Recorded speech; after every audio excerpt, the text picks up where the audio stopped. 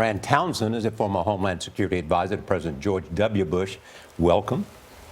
So the questions, as they always are, who, why, and what next? So, Charlie, we're hearing that both intelligence officials in Turkey and the United States suspect it's ISIS. The sort of tactics are similar to Brussels, and for a lot of reasons, it sort of makes sense it's a civilian target. On the other hand, you know, in December of last year, there was an attack at a smaller Turkish airport, and that was by the Kurds. It was by a Turkish separatist group. And so I think we need to know more about who these three suicide bombers are, what their relationships were, and understand to really get a better sense why officials are pointing right away to ISIS. What does it say about what ISIS wants to do?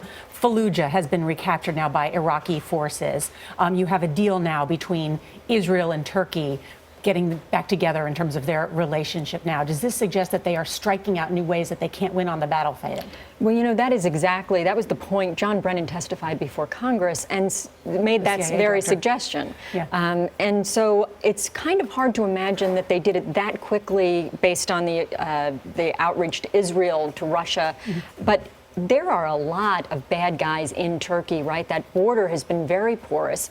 And it's interesting because you see it sort of 2 to 3 million refugees there. Was ISIS able to get cells there and operational and have themselves pre-positioned in the event they did want to take action? Kind of sleeper cells. Exactly right. I thought Secretary Kerry said something interesting. He said authorities have to get this right 24/7, 365 days a week. Terrorists have to get it right 10 minutes to an hour. Is there something that we need to be doing more of, Fran, that we're not doing? Well, I think we have to acknowledge Turkish police officials at the airport acted incredibly quickly. You showed the video earlier.